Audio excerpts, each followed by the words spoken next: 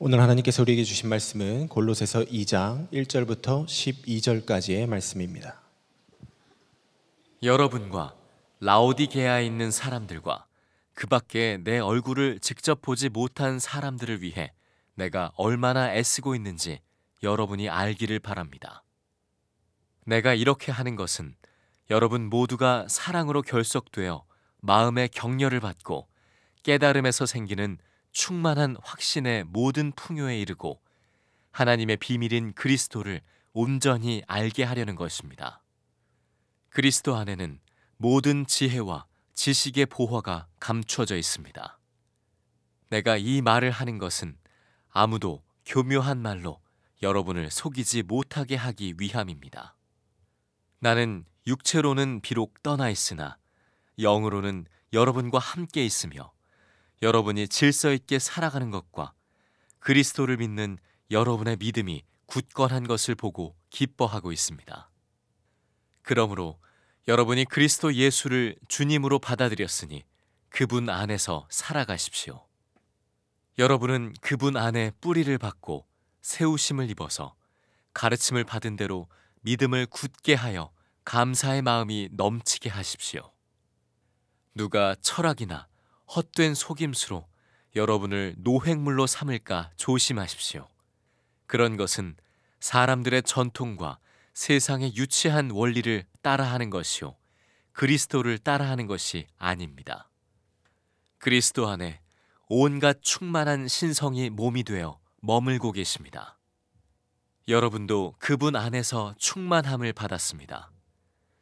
그리스도는 모든 통치와 권세의 머리이십니다. 그분 안에서 여러분도 손으로 행하지 않은 할례, 곧 육신의 몸을 벗어버리는 그리스도의 할례를 받았습니다. 여러분은 세례로 그리스도와 함께 묻혔고 또한 그분을 죽은 사람들 가운데서 살리신 하나님의 능력을 믿는 믿음으로 그리스도 안에서 그리스도와 함께 살아났습니다. 제가 해군에서 군종 목사로 있을 때 같이 근무했던 법사님이 계세요. 스님이시죠.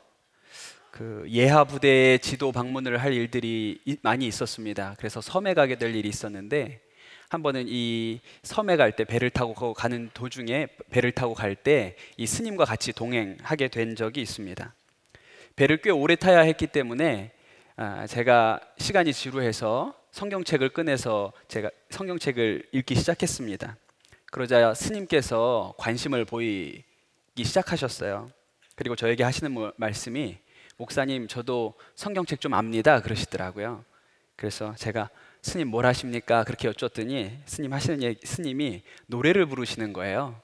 창세기 출애굽기 레위기 이게 노래를 부르세요. 그래서 깜짝 놀랐어. 아니 스님 그 노래 어떻게 하세요? 그렇게 물어봤더니 하시는 말씀이 목사님 제가 초등학생 때 교회 회장 출신입니다 그러시더라고요. 그래서 제가 어떻게 된 사연인지 여쭤봤어요. 그랬더니 초등학생 때까지 부모님과 함께 다 교회를 다니셨는데 아마 교회 안에 분란이 있었던 모양입니다. 그 아버지가 그때 시험이 드셔서 교회를 더 이상 그 이후로 나가지 않으시고 이 스님이 이제 고등학생쯤 되었을 때 아버지가 절에 나가기 시작하셨다는 거예요. 그런데 이제 아들도 데리고 같이 가니까 그 절에 스님이 그 고등학생 아이가 와가지고 절에 오니까 그게 너무 귀엽고 예뻐가지고 불러다가 차도 마시고 얘기도 해주시고 그러다가 이분이 동국대 불교학과를 가서 스님이 되신 거예요. 저는 그 스님도 그렇고 그 스님 아버지도 그렇고 이분들이 일종의 구도자였다고 싶습니다. 그냥 인생을 닥치는 대로 마음대로 사시는 분들이 아니고 그냥 어떤 의미를 찾는 사람이었다고 생각이 들어요. 그런데 교회 안에서 그것을 찾지 못했던 것이죠. 그리고 절로 갔습니다. 거기서 찾으셨는지는 잘 모르겠어요. 우리가 세상에 대해서 관심의 정도가 좀 다르지만 어떻게 하면 의미 있게 살까? 어떻게 하면 행복한 인생을 살까에 대한 관심이 굉장히 많습니다. 인간은 그냥 먹고 사는 것만 해결되면 되는 존재가 아니라 의미 있는 삶을 살고 싶어하는 존재이지요. 최근에 아주 인기 작가인 유시민 선생이 쓴 책 중에 좀 됐지만 책 중에 어떻게 살 것인가라는 책이 있습니다. 어쩌면 책 내용보다 이 책 제목이 우리한테 가르쳐주는 바가 훨씬 이 시대의 질문이라고 싶어요. 옛날에는 그냥 먹고 살면 된다고 생각했는데 지금은 물어보는 것이죠. 우리가 어떻게 살아야 되는가? 제가 인터넷에 책 검색을 좀 해봤습니다. 근데 어떻게 살 것인가 라는 제목을 가진 책이 100권 가까이 되더라고요. 그 100권의 책을 쓴 저자도 굉장히 다양합니다. 목사도 있고 신부도 있고 철학자도 있고 스님도 있고 여행가도 있고 가수도 있고 작가도 있고 심지어는 성추행범도 이런 책을 썼어요. 어마어마하게 많은 사람들이 어떻게 살아야 되는지에 대해서 자기만의 논리를 이야기를 합니다. 그런데 지금부터 거의 1900년 이상 전에 사도 바울이 살았던 시대도 이와 비슷한 문화를 가지고 있었습니다. 사도 바울이 살았던 이 시대 지중해 주변에는 그 그리스 문화가 그 전체에 퍼져 있었습니다. 정치적으로는 로마의 지배를 받고 있었지만 그들이 가지고 있었던 문화의 기반은 그리스 문화였어요. 그래서 신약 성경도 우리가 그리스 말로 쓰여져 있는 것을 알 수 있죠. 그런데 이 그리스 문화가 가지는 특징 중에 하나가 철학이 매우 발달되었다는 것입니다. 우리가 잘 아는 것처럼 소크라테스, 플라톤, 아리스토텔레스 외에도 수많은 철학자들이 인간의 인생과 또 삼라만상의 운행에 대해서 자신 나름대로의 견해를 설파하던 그런 시대였어요. 그런데 알렉산더 대왕이 동방원정을 하고 나서 이 그리스 철학의 방향이 바뀌게 되는데 어떤 큰 주제보다 개인의 행복이라는 차원으로 이 그리스 철학의 방향이 바뀝니다. 그래서 그때부터 이 그리스 철학의 핵심적인 관심이 어떻게 하면 행복하게 사는가, 행복이란 무엇인가, 그럼 어떻게 하면 행복하게 살 수 있는가, 이것이 그리스 철학의 아주 중요한 핵심적인 질문이 됐습니다.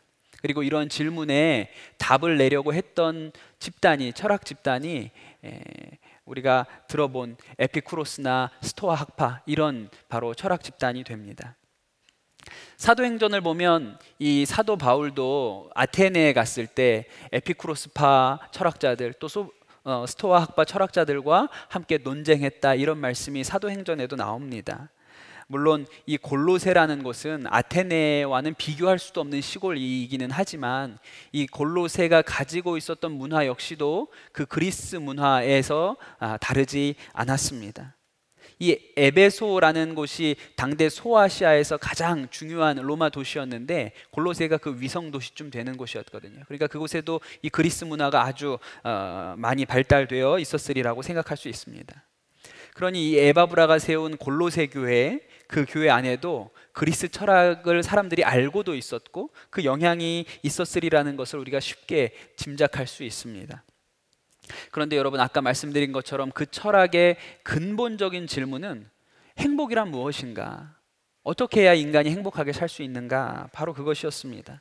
사도 바울은 바로 이 질문에 대하여 철학적인 답이 아니라 복음 안에서 답을 주어야 한다고 그렇게 생각을 했던 것이죠. 사도 바울이 이렇게 얘기합니다. 그리스도 안에는 모든 지혜와 지식의 보화가 감추어져 있습니다. 그 사도 바울이 한 얘기예요. 그리스도 안에 지혜와 지식의 모든 보화가 있습니다. 이것이 하나님의 비밀입니다. 당대 사람들은 행복의 길을 살기 위해서 그리스 철학에 가르쳐주는 대로 어떻게 살아야 되는지에 대해서 그들이 사고하고 또 그렇게 실행을 했어요. 에피쿠로스 학파는 그들 나름대로, 스토아 학파는 그들 나름대로 행복의 길이 어떤 것인지에 대해서 설명했습니다. 그것을 지혜라고 가르쳐줬어요. 그런데 사도 바울은 이러한 생각들을 경계하는 것입니다. 4절에 보면 내가 이 말을 하는 것은 아무도 교묘한 말로 여러분을 속이지 못하게 하기 위함입니다. 그렇게 이야기하죠. 여러분, 사실 이 일은 그 사도 바울 시대에만 그렇게 되었던 것이 아닙니다. 지금도 그렇죠. 지금도 어떻게 하면 세상을 행복하게 살 수 있는지 세상 지혜들이 있습니다. 지난주 또 지지난주에 제가 담당하는 중등부와 고등부가 겨울 수련회를 했습니다. 이번 수련회는 프로그램이 별로 없어요. 2박 3일 동안 8번의 설교를 듣게 됩니다. 창조, 타락, 십자가, 은혜, 성령, 제자도, 믿음, 이렇게 8번의 말씀을 듣게 돼요. 간단히 말하면 아주 명확하게 예수 그리스도의 십자가 복음을 우리가 전하는 것이 이번 수련회의 목표입니다. 사도 바울이 말한 것처럼 모든 지식의 보화가 저는 이 복음 안에 있다고 믿습니다. 그리고 그 신념을 가지고 우리 학생들에게 말씀을 전하죠. 그래서 오늘 본문을 읽으면서 이 본문 1절에 골로새 교인들을 향해서 내가 얼마나 여러분을 위해 애쓰고 있는지 여러분이 알기 원합니다 라고 말하는 이 사도 바울의 심정이 뭔지 제가 조금 알겠더라고요. 제가 아이들한테 그런 마음으로 설교를 하고 복음을 전하기 때문에 그렇습니다. 그런데 여러분, 이 수련회를 하면서도 저는 세상 철학이 이 교회 안에 우리 자녀들 안에 영향을 주고 있는 모습들을 많이 봅니다. 다른 행복의 길, 예수 그리스도 말고 다른 행복의 길들이 있는 거야. 이런 일들이 생깁니다. 우리 교회 보면 이 청소년 수련회를 하면서 자녀들을 꼭 수련회에 보내기 원하는 그런 부모님들도 계시지만 그렇지 않은 분들도 계시다는 것을 제가 알고 있습니다. 전에 이런 일이 있었어요. 특목고 입시를 앞둔 우리 중학생이 있었습니다. 중학교 3학년 학생이었죠. 수련회를 다녀오고 얼마 지나지 않으면 특목고 입시가 있어요. 그러니까 학원에 가가지고 이 친구가 저 수련회, 교회 수련회를 좀 가야겠습니다 그렇게 얘기를 했더니 학원 선생님이 그러려면 못하러 학원을 다니냐, 너 특목고가 그렇게 만만한 줄 아냐, 뭐 그렇게 핀잔을 들은 것입니다. 선생님한테 혼이 난 거예요. 집에 와서 엄마한테 이 얘기를 했죠. 학원에서 이렇게 얘기한다. 그리고 내가 어떻게 하면 좋겠냐라고 얘기했더니 어머니께서 뭐라고 대답을 하셨냐면 네가 기도해보고 결정해라 그렇게 얘기를 하셨다는 거예요. 이 말을 좀 해석해 드릴 필요가 있는데, 이 말은 차마 내 입으로 수련회 가지 말라는 말은 내가 못하겠는데 네가 스스로 안 가는 방향으로 결정했으면 좋겠다라는 말을 줄여서 그렇게 하신 거예요. 아이는 기가 막히게 엄마의 말을 이해했습니다. 그리고 수련회를 가지 않겠다고 와서 전도사님한테 얘기했어요. 그리고 나서 한마디 더 붙였습니다. 전도사님, 우리 엄마 가짜예요. 그렇게 얘기했어요. 저는 이렇게 생각합니다. 그 어머니와 딸이 놓친 게 뭘까요? 그 수련회 안에 세상의 지혜와 지식의 보화가 있었어요. 그런데 엄마가 생각하는 행복은 특목고에 진학하고 좋은 대학에 가서 사회적인 성공을 하는 것이 행복의 길이라고 생각을 한 것이죠. 똑같은 일은 이번 수련회 때도 여러 차례 일어났습니다. 여러분, 스키 캠프가 그렇게 중요합니까? 영어 캠프가 그렇게 중요한가요? 그것이 행복의 길입니까? 부모 생각에 그것이 행복의 길이라고 믿고 계신지 모르겠지만 자녀가 잃어버린 게 뭔지에 대해서는 알지 못하는 것이죠. 에서가 팥죽 한 그릇에 자신의 장자권을 팔았습니다. 자신이 뭘 잃어버리는 줄 알았다면 그렇게 했겠습니까? 그렇게 하지 않았겠죠. 예수님께서 거라사 지방에 가셨을 때 거라사 지방의 사람들이 예수님의 권능을 봤어요. 그리고 나서 예수님한테 이렇게 얘기를 합니다. 저희 마을을 떠나 주십시오.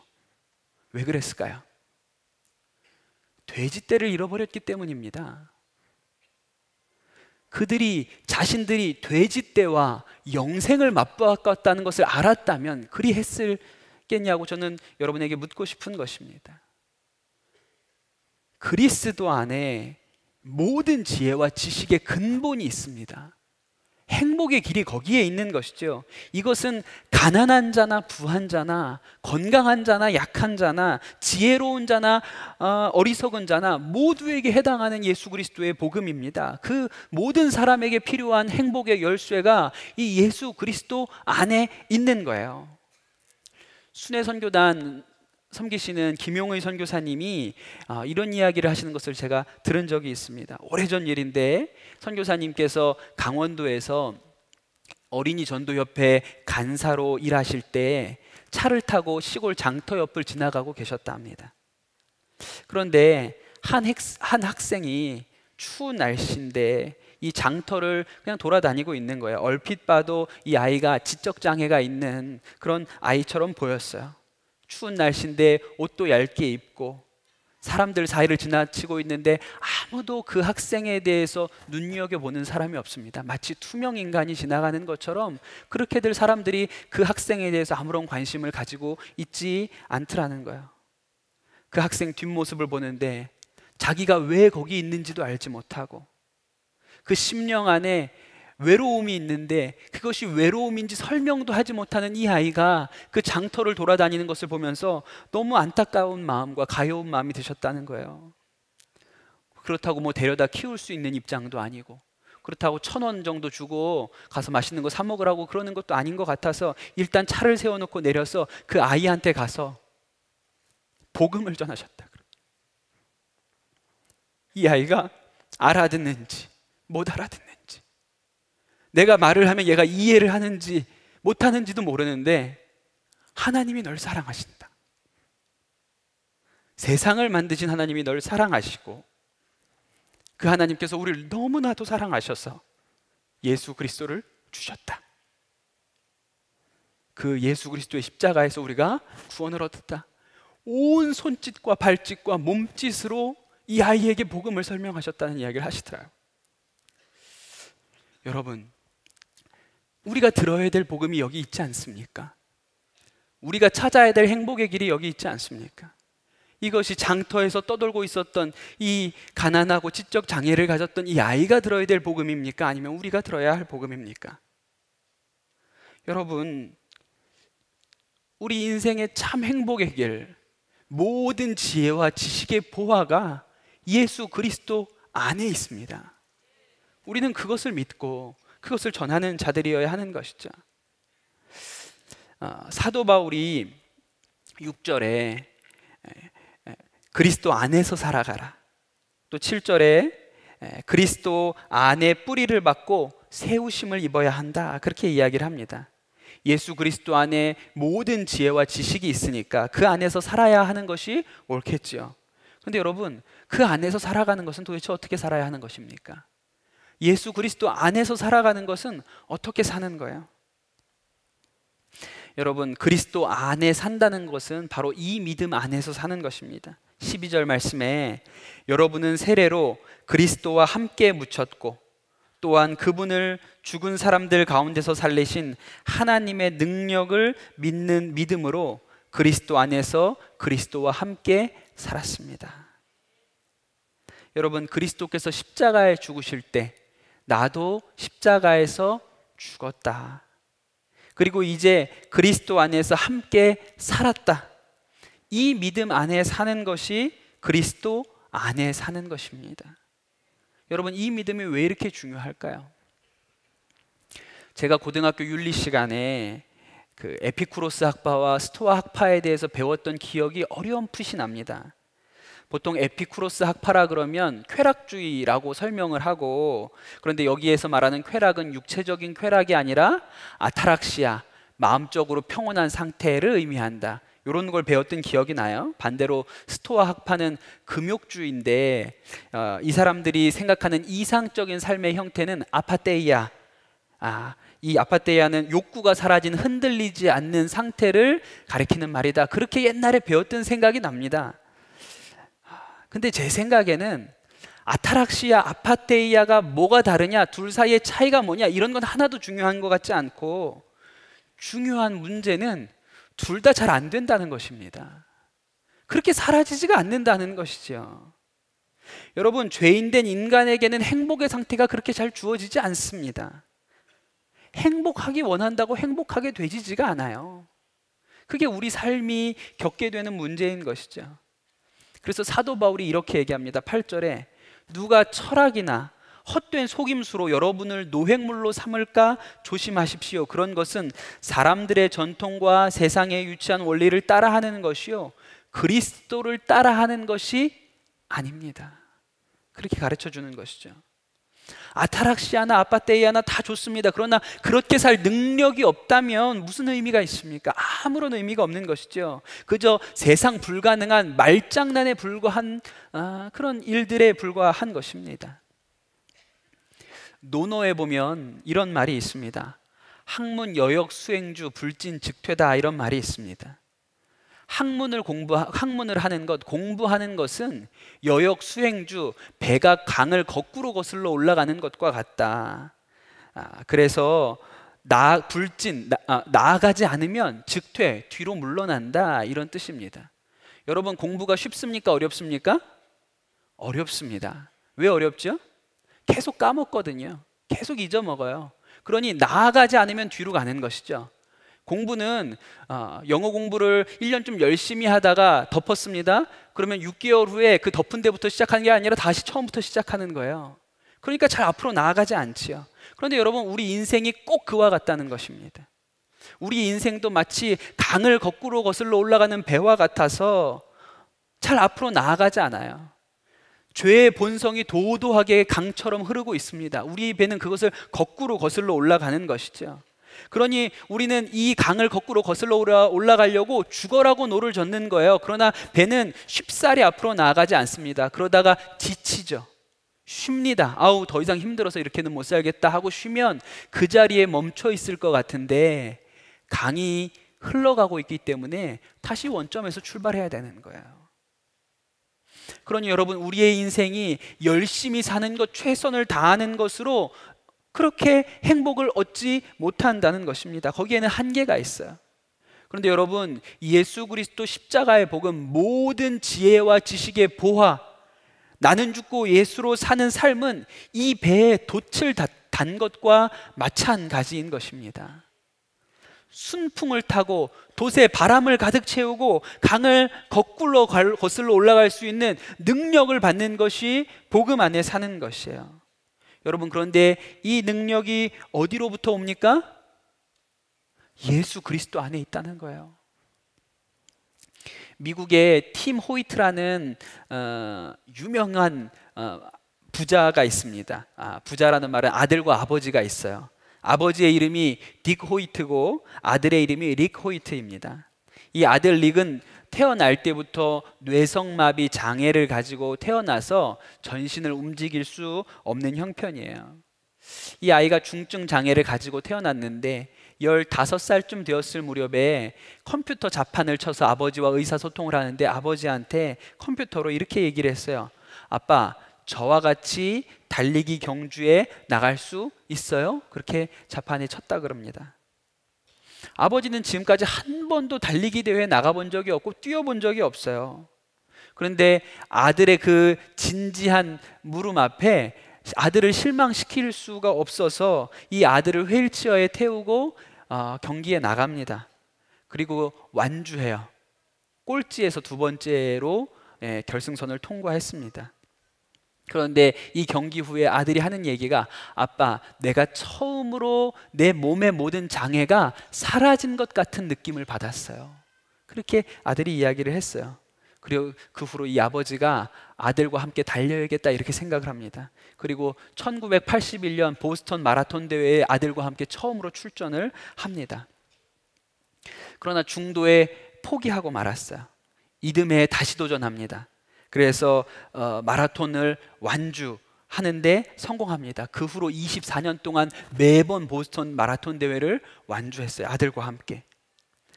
이 부자는 더 큰 목표에 도전합니다. 철인 3종 경기에 나가기로 해요. 그래서 수영과 사이클, 마라톤을 다 해야 되는데 아버지는 그 전까지는 수영도 할 줄 몰랐고 자전거는 6살 이후로는 타본 적이 없는 분이신데 아들과 함께 하기 위해서 이것을 연습해서 철인 3종 경기를 도전하고 완주합니다. 여러분, 이 아들은 아버지 안에서 달릴 수 있는 거예요. 자신의 힘으로 달리는 것이 아니라 아버지와 함께 아버지 안에 있으면 능력을 얻고 달릴 수 있게 되는 것이죠. 여러분, 우리가 복음 안에서 경험하게 되는 일이 그와 같습니다. 우리가 예수 그리스도 안에서 행복하게 살 수 있는 능력을 얻게 되는 것이죠. 그것이 예수 그리스도 안에 있습니다.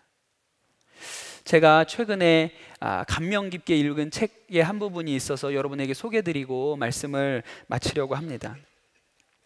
영국의 육상 선수인 에릭 리들의 전기입니다. 에릭 리들은 너무나도 잘 아실 거예요. 1924년 파리 올림픽의 금메달 리스트죠. 불의 전차라는 영화로 너무나도 잘 알려진 사람입니다.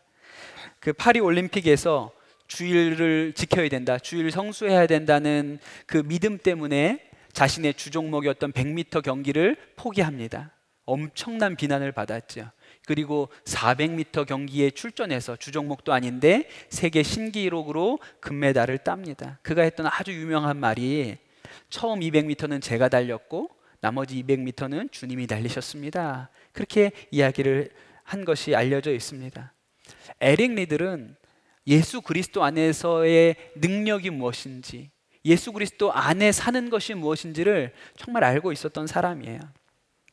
그가 금메달을 딴 이후로 원래의 계획대로 중국의 선교사로 떠납니다.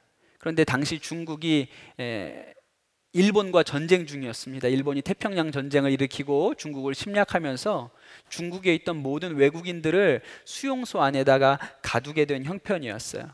아내와 아이들은 일찍 본국으로 귀국을 시켰는데 에릭 리들은 떠나지 못하고 수용소에 갇히게 되었습니다. 뒤에 사람들이 이 에릭 리들의 수용소의 삶에 대해서 이렇게 얘기를 해요. 쉼없이 양동이를 지고 잔심부름을 하고 물을 펌프질 하였습니다. 성경 공부반과 주일 학교를 인도하고 스포츠 교실과 정규 과학 수업을 주관하였습니다. 부부 문제를 상담해주고 개인적으로 찾아오는 사람들에게 신앙적인 권면을 하고 수용소에서 가족을 잃은 사람들을 위로하러 다녔습니다. 그러니까 에릭 리들은 이 수용소에서 쉬지 않고 일한 사람이에요. 제가 특별히 감동받은 이야기 중에 이런 이야기가 있습니다. 에릭 리들이 그 수용소 안에 들어와 있는 청소년들이 많이 있었는데 이 친구들이 수용소 안에서 할 일이 없으니까 이게 안타까워서 이 아이들을 모아놓고 스포츠를 가르쳤습니다. 물론 주일에는 하지 않았어요. 주일은 거룩하게 지켜야 된다는 신념이 있기 때문에 주일은 스포츠 활동이 없었습니다. 그런데 이 수용소 안에 있는 이 청소년들이 주일은 너무 무료한 거예요. 아무것도 할 일이 없으니까. 그래서 몰래 체육 창고에 가서 운동기구를 꺼내서 자기들끼리 경기를 하다가 그만 싸움이 벌어지고 맙니다. 서로 상대편을 막 두들겨 팬 거예요. 리들이 이 일을 알게 되고 이틀 동안 하나님 앞에 기도를 했습니다. 그리고 나서 주일날 아이들에게 스포츠를 하도록 허락했어요. 그리고 나가서 심판을 받습니다. 주일 성수를 위해서 올림픽 금메달도 마다한 사람이 수용소에서 아이들한테 좋은 시간을 보내주기 위해서 자신이 가지고 있었던 원칙을 접었던 거예요. 그는 정말로 예수 그리스도와 함께 죽은 사람입니다. 자신의 고집과 신념대로 산 사람이 아니고 하나님이 기뻐하시는 뜻을 위하여 자기의 원칙을 버릴 수 있었던 사람이에요. 그 수용소 안에서 에릭 리들이 마지막 달리기를 합니다. 사실 그의 몸이 너무 병들어 있었고 약해져 있었기 때문에 그 달리기는 나가면 안 되는 경기였어요. 그러나 수용소 사람들에게 한 번의 기쁨을 주고자 그 달리기 경기에 출전을 합니다. 그리고 최선을 다해서 뛰었는데 그의 인생에 처음으로 2등을 합니다. 아파서 달릴 수가 없었던 것이죠. 올림픽 금메달리스트가 수용소 체육대회에서 2등을 한 거예요. 그러나 그는 아무런 변명도 하지 않고 억지도 부리지 않았습니다. 경기가 끝나고 마치 몸에 아무 이상이 없는 것처럼 평소 자신이 하던 일을 하러 돌아갔다 그래요. 그리고 몇 달 후에 세상을 떠났습니다. 사람들이 이 에릭 리들에 대해서 이야기하기를 이렇게 합니다. 그가 죽은 후에 이렇게 이야기를 해요. 우리는 그를 가장 온전하고 훌륭한 그리스도인이라고 생각했습니다. 나도 에릭처럼 살게 해달라고 기도했습니다. 그는 아름답고 모범적인 삶으로 유익을 끼쳤고 늘 사랑을 다른 사람들에게 흘려 보냈습니다. 그게 에릭 리들에 대한 사람들의 평가였습니다. 사랑하는 성도 여러분, 이런 인생은 노력해서 살 수 있는 것이 아닙니다. 열심히 한다고 이런 인생이 사라지는 것이 아니죠. 그것은 그가 전적으로 예수 그리스도 안에 있었기 때문에 가능한 삶이었습니다. 나는 죽고 예수 그리스도로 살겠다는 그의 결심과 그 가운데 부어진 성령의 능력으로 그가 그렇게 했던 것이죠. 사랑하는 성도 여러분, 에릭 리들 안에 계셨던 성령님이 여러분 안에도 계십니다. 우리에게도 그렇게 살 수 있는 능력을 성령님께서 주시는 것이죠. 여러분, 오늘 우리가 성찬을 받게 됩니다. 우리가 예수 그리스도와 함께 죽고 또 함께 사는 이 복음에 동참하게 되는 것이죠. 여러분, 우리가 오늘 성찬 받을 때 예수 그리스도 안에 모든 지혜와 지식의 보화가 있는 것을 여러분 깨달으시게 되기를 축복합니다. 이 안에 그 삶의 열쇠가 있습니다. 그렇게 살 수 있는 능력이 있습니다. 여러분, 그것이 우리 안에 믿어지는 은혜가 여러분에게 누려지기를 축복합니다. 이 시간 우리 같이 기도하겠습니다.